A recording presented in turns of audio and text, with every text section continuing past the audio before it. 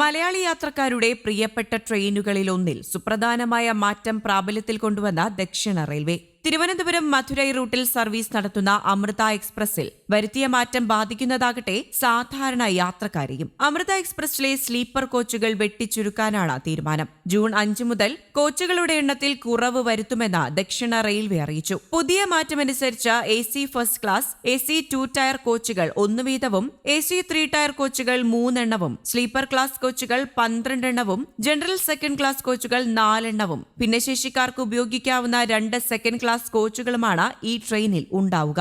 June 5 മുതൽ മാറ്റം നടപ്പിൽ വരും. സ്ലീപ്പർ കോച്ചുകളിൽ യാത്ര ചെയ്യുന്നവരാണ് ട്രെയിനുകളിൽ കൂടുതലും. പുതിയ മാറ്റം യാഥാർത്ഥ്യമാകുമ്പോൾ അതുകൊണ്ട് തന്നെ ഏറ്റവുമധികം ബാധിക്കുന്നത് സാധാരണക്കാരെയാണ്. സെക്കൻഡ് ക്ലാസ് സ്ലീപ്പർ കോച്ചുകളിൽ ഒരെണ്ണമാണ് കുറയുക.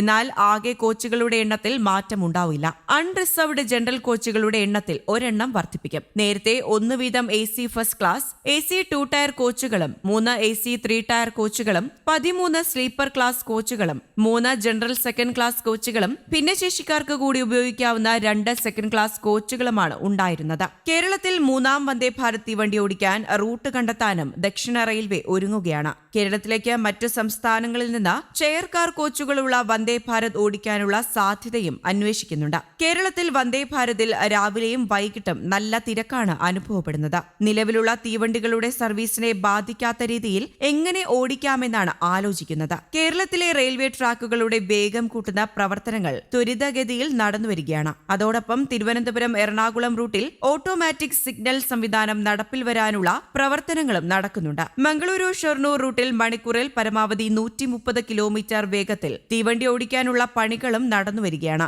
ഈ റൂട്ടിൽ സിഗ്നൽ പരിഷ്കരണവും നടക്കുന്നുണ്ട്. അതേസമയം സംസ്ഥാനത്തെ 37 മേൽപ്പാലങ്ങളുടെയും ഒരു അടിപ്പാതയുടെയും നിർമ്മാണ ചെലവ് പൂർണ്ണമായും റെയിൽവേ വഹിക്കുന്നതിന് ധാരണയായിട്ടുണ്ട്. ദക്ഷിണ റെയിൽവേ ഇക്കാര്യം സ്ഥിരീകരിച്ചിട്ടുണ്ട് എന്ന് കൊടിക്കുന്നിൽ സുരേഷ് MP ആണ് അറിയിച്ചത്. സംസ്ഥാന സർക്കാരിന്റെ അഭ്യർത്ഥനയെ തുടർന്ന് ഗതാഗത സൗകര്യം മെച്ചപ്പെടുത്തുന്നതിനായാണ് ധാരണ. മുൻപ് 50% റെയിൽവേ വഹിച്ചിരുന്നുള്ളൂ. ബാക്കി തുക സംസ്ഥാനങ്ങളാണ് ചെലവിട്ടിരുന്നത്. റെയിൽവേ മന്ത്രാലയവും കേരള സർക്കാരും തമ്മിലുള്ള ധാരണാപത്രപ്രകാരം ഈ പദ്ധതികൾ കേരള റെയിൽ ഡെവലപ്മെന്റ് കോർപ്പറേഷൻ ലിമിറ്റഡിന്റെ ഏകോപനത്തിലാകും നടപ്പാക്കുക.